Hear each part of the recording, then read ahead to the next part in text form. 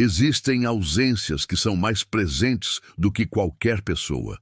Elas ocupam espaço, têm peso, respiram um ar gelado no quarto ao lado e se sentam à mesa de jantar em um lugar que nunca mais foi ocupado. Para Liam, a ausência de Clara era um fantasma que vivia com ele há exatamente 10 anos. Não era uma memória suave e nostálgica. Era uma presença ativa, uma ferida aberta que se recusava a cicatrizar, pulsando com uma dor silenciosa a cada aniversário, a cada canção que tocava no rádio, a cada vez que via uma noiva na rua. 10 anos. Uma vida inteira para alguns. Para Liam, era apenas a repetição infinita de um único dia. O dia em que o sol brilhava, a igreja estava lotada. E o futuro parecia uma estrada de ouro se estendendo até o horizonte. Ele conseguia se lembrar de cada detalhe com uma clareza torturante. O toque do tecido caro de seu terno, o cheiro adocicado dos lírios que Clara tanto amava e que enfeitavam o altar, o sorriso nervoso e orgulhoso de sua mãe na primeira fileira. E então, o tempo. O tempo que começou a se esticar de forma cruel. Os minutos se transformando em um quarto de hora, meia hora, 1 hora. O organista que parou de tocar. Os cochichos que se tornaram um zumbido de preocupação. E finalmente o pai dela, um homem bom e quebrado, caminhando pelo corredor não com a noiva, mas com uma expressão de desolação que selou o destino de Liam. Ela não vinha. Clara, o epicentro de seu mundo, a mulher com quem ele havia compartilhado sonhos, medos e segredos por 5 anos, havia desaparecido. Sem um bilhete, sem um telefonema, sem uma única palavra. Ela simplesmente evaporou, deixando para trás um vácuo que sugou toda a cor e alegria da vida de Liam. Os anos que se seguiram foram um borrão de sobrevivência. A humilhação inicial deu lugar a uma dor profunda, que por sua vez azedou em uma raiva fria e permanente. Como ela pôde? Que tipo de pessoa inflige esse nível de crueldade a alguém que a ama? Ele se tornou um detetive de sua própria tragédia, repassando cada conversa, cada olhar, cada momento dos meses que antecederam o casamento, procurando por um sinal, uma pista que ele pudesse ter ignorado. Não encontrou nada, apenas memórias de felicidade que agora pareciam uma farsa elaborada. A família dela, igualmente devastada e sem respostas, se afastou.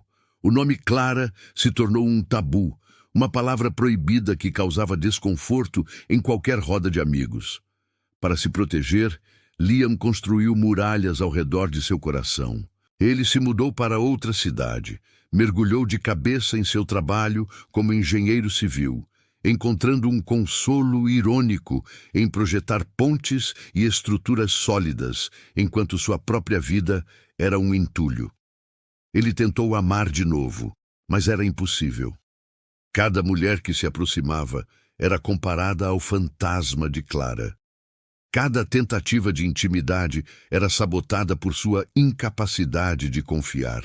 Como ele poderia se entregar novamente, sabendo que o chão poderia desaparecer sob seus pés a qualquer momento? Aos 38 anos, Liam era um homem resignado à solidão. O amor, ele concluiu, era uma ilusão perigosa, uma promessa de paraíso que quase sempre terminava em um inferno particular.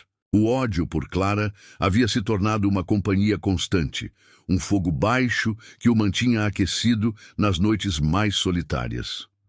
Foi então que o passado decidiu, sem pedir permissão, bater à sua porta.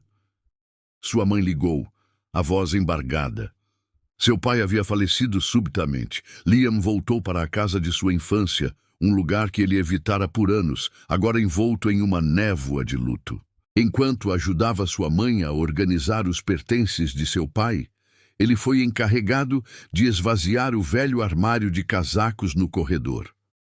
Era um armário que raramente era usado, um depósito para roupas de inverno e coisas esquecidas. No fundo, atrás de um pesado sobretudo de lã que cheirava a naftalina, havia uma pequena valise de couro. Ele não a reconheceu. Curioso, ele a colocou no chão e abriu as fivelas enferrujadas. Dentro, entre velhos documentos e recibos de seu pai, estava um casaco feminino. Um sobretudo bege, elegante, que ele reconheceu instantaneamente. Era de Clara. Ela o havia esquecido ali meses antes do casamento. Ele sentiu a raiva familiar subir à garganta. Até ali, naquele momento de luto, ela o assombrava. Ele pegou o casaco para jogá-lo fora, para finalmente exorcizar aquele demônio de sua vida. Mas ao agarrar o tecido, sentiu algo dentro do bolso interno, algo rígido e dobrado. Seu coração deu um salto doloroso. Com os dedos que de repente pareciam estranhos e desajeitados, e enfiou a mão no bolso. Puxou um envelope. Era um envelope branco, simples, com seu nome, Liam, escrito na caligrafia inconfundível de Clara. Estava selado. Um bilhete que esteve ali, a poucos metros de onde sua vida desmoronou, por 10 longos e agonizantes anos. Um bilhete que poderia conter a resposta para a única pergunta que importava. Por quê? Ele se sentou no chão do corredor, o casaco de seu pai em uma mão, o fantasma de Clara na outra. O silêncio da casa parecia amplificar as batidas de seu coração. Ele não sabia, mas naquele envelope não estava apenas uma explicação. Estava uma verdade muito mais complexa e sombria do que sua imaginação jamais poderia ter concebido. Uma verdade que não o libertaria de seu passado, mas o acorrentaria a ele de uma maneira nova e ainda mais terrível. Com a respiração presa na garganta, ele rasgou o envelope. O tempo parou. Naquele corredor empoeirado, com o cheiro de luto e naftalina no ar, Liam se tornou novamente o homem de 28 anos esperando no altar. O papel em suas mãos parecia pesar uma tonelada. Cada dobra desfeita era como desenterrar uma relíquia de uma civilização perdida. Finalmente, o bilhete estava aberto. A caligrafia de Clara, normalmente tão fluida e elegante, estava apressada e irregular. Havia pequenas manchas escuras no papel e ele percebeu com um aperto no coração que eram marcas de lágrimas. E então ele leu. As palavras não formavam uma longa carta de desculpas, nem uma confissão de traição. Eram poucas, mas cada uma era um enigma, uma adaga de gelo em seu coração. Meu amado Liam, começava, se você está lendo isso, é porque eu não tive coragem. Me perdoe. Perdoe-me não por ir embora, mas por não poder te dizer o porquê. Há uma escuridão em mim. Uma herança que eu não posso te dar. Eu não posso te acorrentar à minha noite. Por favor, acredite em qualquer história que eles te contarem sobre mim. Será mais fácil para você me odiar. O ódio te libertará. Viva a vida linda que planejamos. Case-se, tenha filhos, seja feliz por nós dois. Eu te amarei para sempre, mesmo de longe. Sua C. Liam leu o bilhete 1, 2, 10 vezes. O ódio que fora seu combustível por uma década começou a vacilar, substituído por uma confusão avassaladora, uma escuridão em mim, uma herança que eu não posso te dar. Acredite em qualquer história que eles te contarem. Quem são eles? Que história? A raiva era simples, direta. Aquilo era complexo, labiríntico. O bilhete não oferecia um ponto final.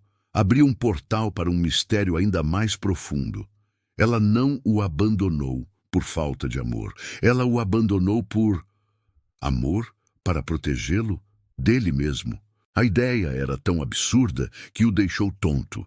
Durante 10 anos ele construiu a imagem de uma mulher covarde e egoísta. Mas a mulher que escreveu aquele bilhete era alguém em agonia, tomando uma decisão que a destruía. Ele se sentiu um tolo.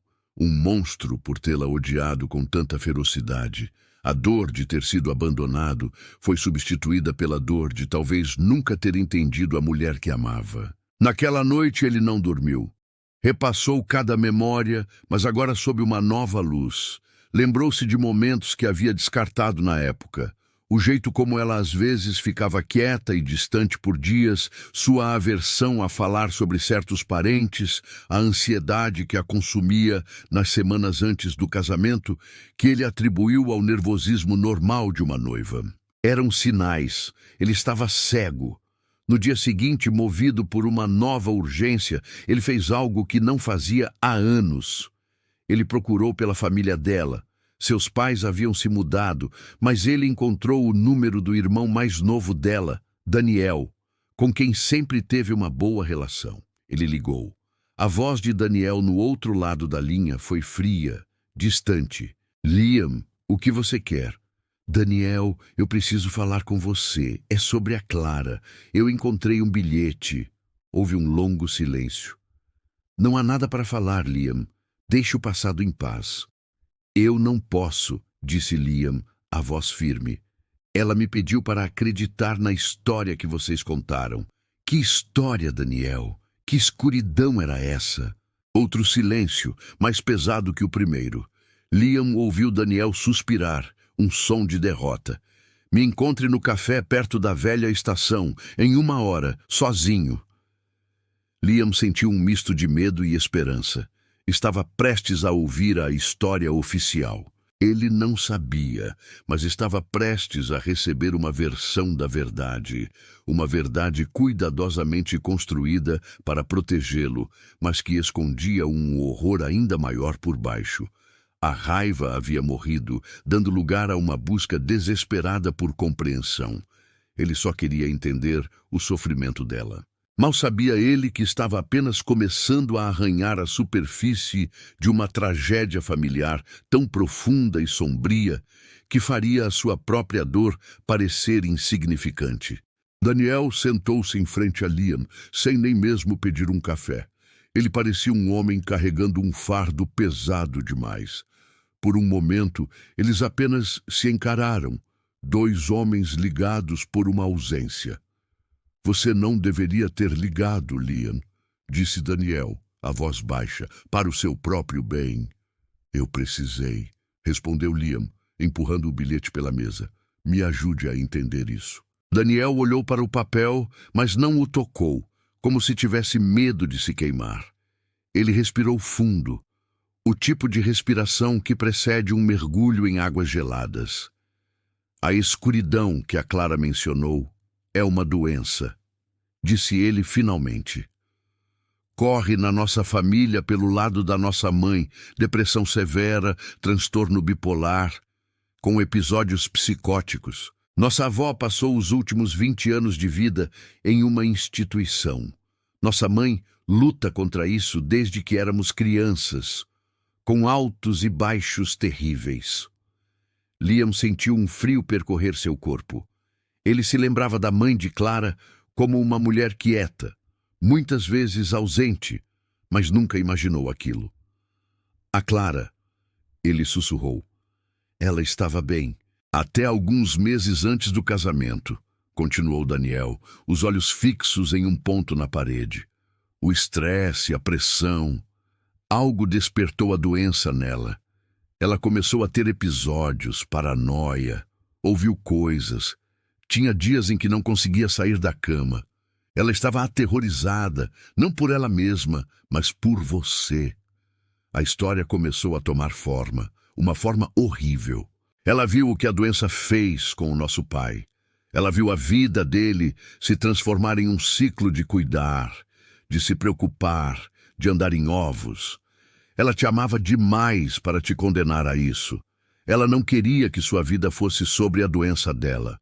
Ela queria que você tivesse a vida que vocês planejaram, mesmo que fosse sem ela.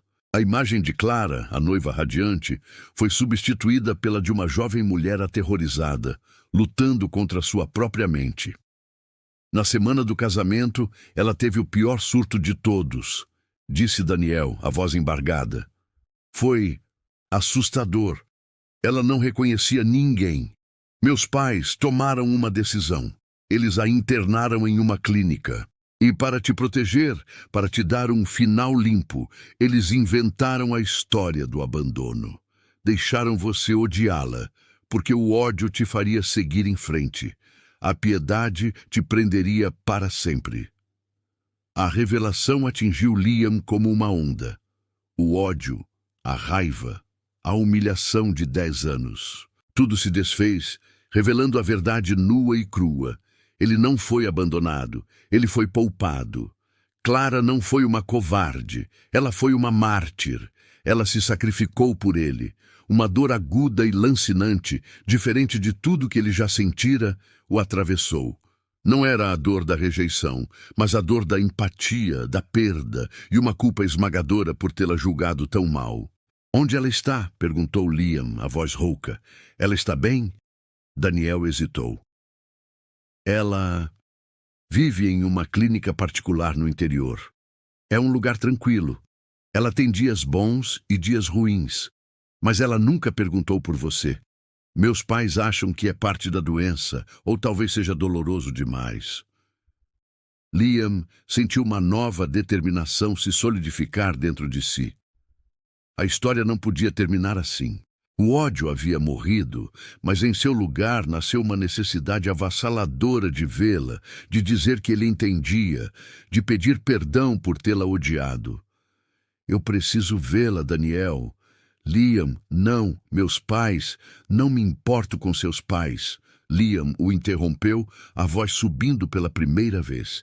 Isso é sobre mim e ela. Eles não tinham o direito de tomar essa decisão por nós. Eu preciso vê-la. Daniel o observou por um longo tempo, e em seus olhos Liam viu uma faísca de algo que parecia cumplicidade, ou talvez culpa.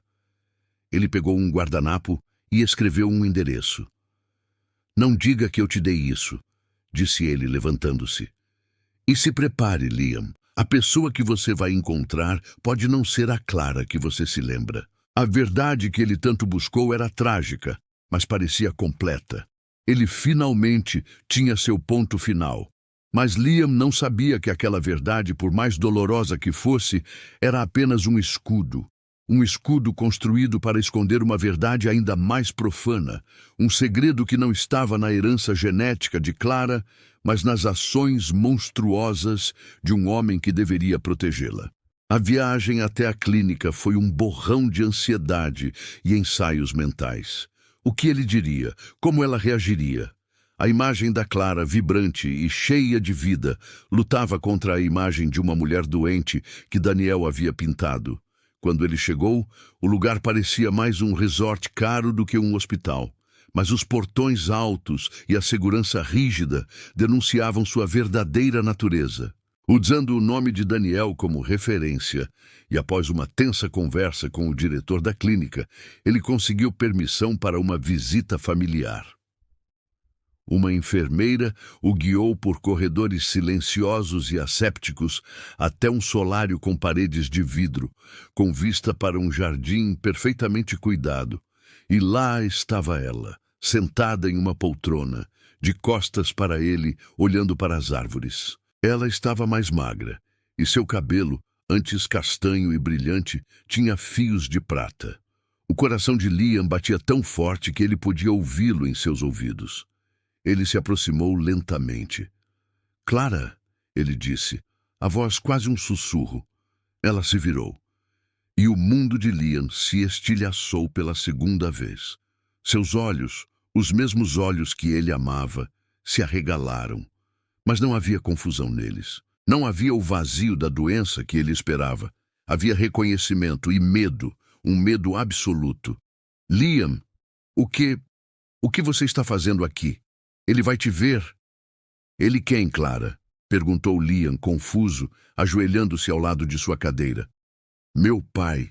Ele não pode saber que você está aqui. Você precisa ir. A lucidez dela era um choque. Ela não estava perdida em uma névoa psicótica. Ela estava presente e apavorada.